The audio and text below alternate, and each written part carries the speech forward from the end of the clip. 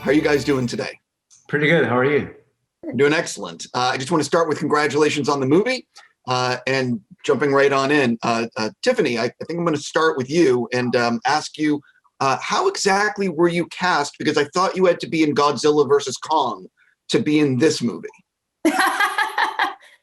I know, with these two, right? No. No. I'm just joking around. You were great. I wish I was. Yeah, I guess I'm kind of the only one who didn't know really anyone in the situation at all. I just normal, boring audition, you get the audition, you go to the casting office, you read it with the casting director. And then I did it. I thought there's probably no way I'm getting this.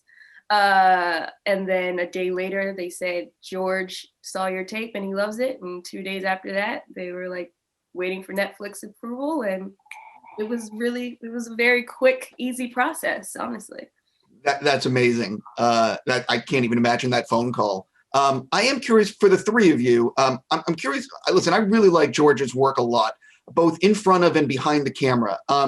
What is he like on set as a director? Is he more like the Fincher method where he's doing a lot of takes? Or is he more like the Clint Eastwood method where it's like 1 or 2 takes and you're moving on? Well, I would quickly, after watching that little girl's responses being so clever, the latter. It's the latter. It's not like the guy would let something go by if it wasn't there, or if you wanted another one, he wouldn't stop you from having it. But he knows what he wants, and like he said, he's cutting as he's going along, so he knows what he wants, and he moves on, which makes for a shorter day, and which makes for more time the next day. And once again, it eases everything up on the set and for everyone. I think it has to do with the fact that he's also an actor. An actor director, of course, and that, like Clint Eastwood, and we hate wasting time. We hate a million takes. So he knows that, and that's why we move very fast. As well, right? Is the direction coming from an actor? It's half the way there before the direction is presented. He's already. It's interesting. One of the things that I like about movies is when they don't try to explain everything. The imagination is the most powerful tool to enjoy something.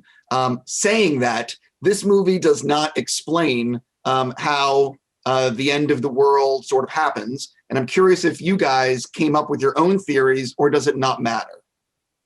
I didn't come up with a theory because the character doesn't know what's going on. So for me, I don't really try to know more than the character, if that makes sense. So I don't have a theory. I didn't come up with one.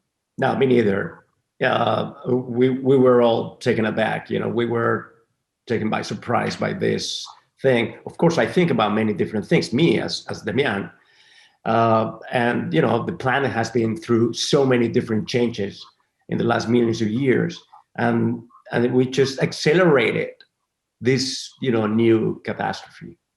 I focused on the fact that I thought there was something had happened, and actually, when I was a kid, they had all those miniseries on, the world blowing itself up when the arms race was going on. I think I caught some of those images of those TV shows when I was a kid of the complete utter devastation in these cities, and that's where I saw my wife and my kids having to work their way through to find some bunker or somewhere where we're going to meet, and just the hell. And even though that was going on, still we headed down there, didn't we, Demián?